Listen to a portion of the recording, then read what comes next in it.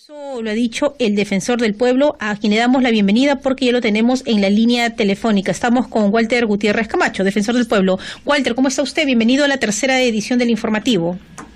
Fátima, buenas noches, encantado. Bueno, Walter, he estado leyendo y he leído todo el informe completo que han redactado ustedes respecto a esa situación y me gustaría poder compartir con nuestros oyentes en todo el país sobre los puntos que ustedes han establecido. ¿Cuál sería el inicio de la propuesta que tiene la Defensoría del Pueblo? Bueno, en primer lugar, me parece pertinente explicar, antes que nada, por qué es que estamos en la actual situación. Para la Defensoría del Pueblo, todo nace de la equivocada forma de entender el ejercicio del poder por parte del Congreso y por parte del Ejecutivo. Así es. En el Estado constitucional, en la democracia, los ciudadanos entregan el poder al legislativo, al ejecutivo, con un solo propósito. El propósito de que el catálogo de derechos que está en la Constitución, la promesa de los derechos, los servicios públicos se hagan realidad. Los ciudadanos adhieren a un Estado constitucional, adhieren a obedecer a las autoridades en la medida en que ellos materializan los derechos y materializan los servicios públicos.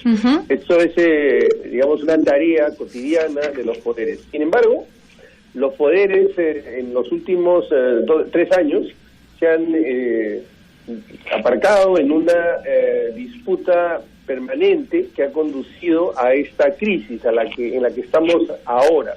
Ahora, entonces, sí. Permítame, la visión que han tenido es una visión de litigio, de contienda, de disputa, de eliminar al adversario. Esa no es la lógica del ejercicio del poder en la democracia. En la democracia, hoy día usted puede ganar las elecciones y su contendor puede ser minoría, pero en las siguientes elecciones usted puede ser minoría y su contendor mayoría. Y por eso se respetan y por eso es que tienen la obligación de colaborar entre sí. El Tribunal Constitucional ha dicho que tienen el mandato de colaborar, de cooperar para alcanzar los objetivos que señalé al inicio. Esto no es lo que ha pasado, como digo, y han estado permanentemente en disputa y esto ha terminado con la disolución del Congreso. Ahora, en este informe que ustedes realizan, dicen que tanto el Congreso como el Ejecutivo tuvieron la oportunidad en su momento de presentar una demanda competencial ante el TC. Sí consideraban que el ejercicio de las atribuciones de cada poder del Estado estaba siendo arbitraria, pero que no lo hicieron. Así es. Mire usted, en la última fase de este conflicto, el presidente presentó una iniciativa y hizo cuestión de Estado respecto de esta iniciativa que se refería a la manera de elegir a los miembros del Tribunal Constitucional y también para que se suspenda esa elección. ¿Qué hizo el Congreso cuando se presentó esta cuestión de confianza? Lo que hizo fue trasladar el debate para la tarde y por la mañana continuó con la elección de los miembros del Tribunal Constitucional y en efecto finalmente eligió a un integrante. Si el Congreso realmente tenía la voluntad de otorgar la confianza, lo que en ese momento debió hacer es suspender o, si consideraba que eso afectaba a sus competencias, presentar una demanda competencial y no simplemente de manera formal otorgar la confianza. Allí lo que hizo el Congreso fue aplicar la lógica de los hechos, la lógica de los votos, la lógica del poder. A su turno, el presidente de la República, cuando advirtió que se había dado esta situación, en vez de interpretar que fácticamente se le había denegado la confianza, pudo presentar una demanda competencial, aduciendo que el Congreso había excedido sus competencias y que había restado las competencias del presidente. Pero mire usted que ninguno de los dos lo hizo. Ambos aplicaron la lógica de los hechos y no la lógica del derecho. Ahora, es importante también decirle a la población porque hemos estado en una situación donde los buenos y los malos, y lo que tenemos que comprender, que en este informe ustedes lo dicen de manera muy clara, es que para garantizar el Estado constitucional de derecho tenemos que tener a los poderes fortalecidos en iguales condiciones y que haya un respeto a la labor que cada uno realiza, porque finalmente es el contrapeso para que uno no se vaya más arriba y el otro no se vaya más abajo, sino que todos estén en la misma línea. Efecto, lo que sucede es que ¿qué define a una democracia? ¿Qué define a un Estado constitucional?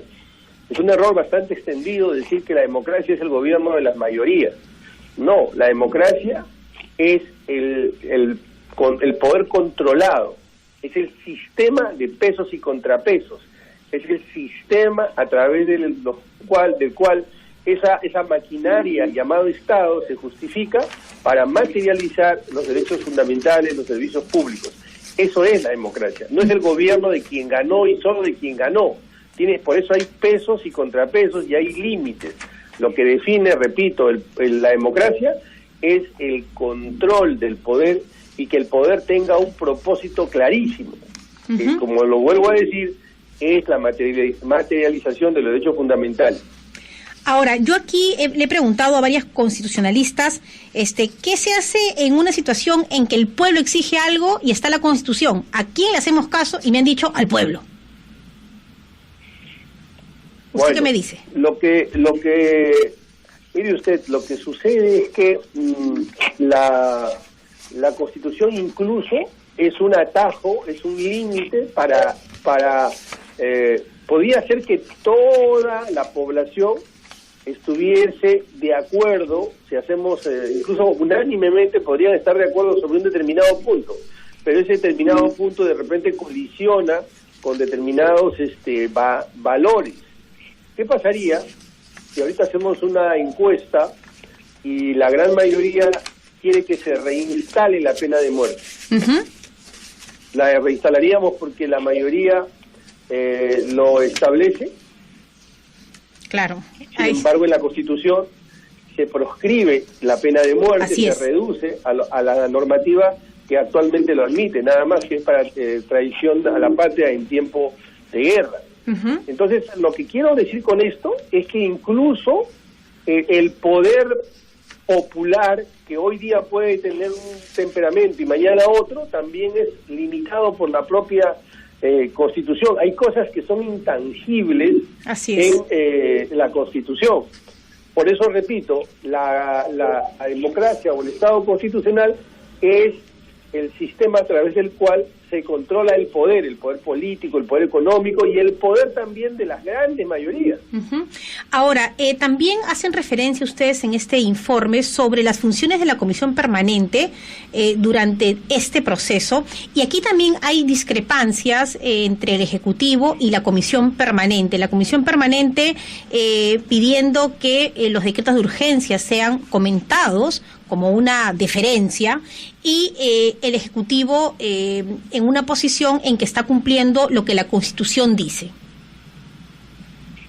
Bueno, recuerde usted que ahora estamos transitando una etapa completamente inédita. Nunca en lo que llevamos de historia constitucional en el Perú hemos estado con un Congreso disuelto. Me refiero a esta última etapa, después de la Constitución del 93. Entonces, todo es nuevo o relativamente nuevo. Por ejemplo, ¿cuál es el límite de los decretos de urgencia? Con los decretos de urgencia se puede modificar la Constitución, el bloque de constitucionalidad, es decir, las normas de desarrollo constitucional. Desde el punto de vista de la Defensoría, no. Pero por lo menos eso no está expreso, y yo creo que el tribunal tiene que pronunciarse sobre eso. ¿Se puede con un decreto de urgencia modificar las normas tributarias? El gobierno está actuando con bastante prudencia en este tema, pero tampoco es que esté expreso, de manera que también debiera pronunciarse sobre este punto. ¿Puede o no puede el presidente de la República ausentarse del país en estos 5 o 6 meses donde no va a haber parlamento? Porque usted sabe que para que el presidente tiene que ser aprobado del país, tiene que pedir permiso al Congreso, pero claro, resulta que no hay Congreso. Entonces, ¿quién resuelve todos estos temas? Es en los que nos hemos instalado producto de esta situación. El Tribunal Constitucional tendrá que dar también alguna salida. Y lo propio para la función de la Comisión Permanente. Hay quienes dicen que la Comisión Permanente se ha reducido a una mesa de partes. Yo no estoy de acuerdo con eso. La comisión permanente tiene una función importante, que es la de revisar, que en derecho vendría a ser la calificación de los decretos de urgencia. Es verdad que no los puede vedar, que no los puede cuestionar, pero sí los puede calificar, es decir, evacuar un informe diciendo si es que estos decretos de urgencia sintonizan o no con el marco constitucional y trasladarlo esto al Congreso. Eso sirve de atajo, sirve detiene si es que en alguna circunstancia el Ejecutivo pudiera exceder de los alcances que le está permitido legislar para estos decretos o a través de estos decretos de urgencia. De manera que no es una función menor, lo importante es que lo que queda del Congreso, que es la Comisión Permanente, entienda bien su carácter y su función. Bueno, y también ha dicho la Defensoría del Pueblo que considera que el Tribunal Constitucional debe admitir la demanda competencial, puesto que el colegiado ha declarado en anteriores oportunidades que éste tiene el encargo de resguardar la sujeción del ejercicio del poder estatal a los parámetros de la Constitución. Así es. El Tribunal Constitucional ha dicho en numerosas ocasiones que es el guardián de la Constitución, y es verdad. Así es como se le conoce la doctrina, como el guardián de la Constitución, pero también es el intérprete de la Constitución y es el que le pone, como decíamos hace un rato, límites al poder. Yo hablaba que la democracia, el sistema constitucional, es el poder controlado, pero ¿quién controla? Son todas las instituciones que se autocontrolan o se controlan mutuamente, pero también hay un órgano que es el órgano de cierre, y ese órgano es el Tribunal Constitucional, y ellos lo han dicho expresamente: nosotros somos quienes reconducimos al Estado en sus distintas versiones, en este caso en el Ejecutivo, los reconducimos al marco constitucional. Bueno, pues ha llegado la hora de que cumplan ese papel. Uh-huh. Ahora, finalmente es importante resaltar que lo que están proponiendo es que el Tribunal Constitucional debe tener en cuenta el principio de función integradora para pacificar y ordenar las relaciones entre los poderes, que es lo necesario para que se restablezca la democracia en toda su magnitud, y también el prevenir consecuencias para el tema de los impactos en las futuras decisiones. Sí, lo que sucede es que también en varias oportunidades el tribunal, cuando da una resolución, ha entendido, ha interpretado que no puede retrotraer hacia el pasado los efectos de su sentencia. Uh-huh. Con esto lo que está diciendo la Defensoría es que no necesariamente tiene que regresar al 30 de septiembre, que la sentencia podría ser hacia futuro, es decir, estableciendo marcos, pautas, límites hacia el futuro, pero también podría establecer, digamos, efectos, pero que de ninguna manera nos retrotraiga al 30 de septiembre. Uh-huh, claro, no podría volver el Congreso anterior, a pesar de que muchos de la Comisión Permanente consideran que no ha sido correcta la manera y no se han cumplido con los plazos ni con la Constitución. Ahora, la Defensoría está pidiendo también que el Tribunal Constitucional encuentre una solución basado en la Constitución, ¿no?, donde se pueda resolver los límites de los decretos de urgencia y finalmente las competencias de la Comisión Permanente. Sí, es lo que conversábamos hace unos minutos.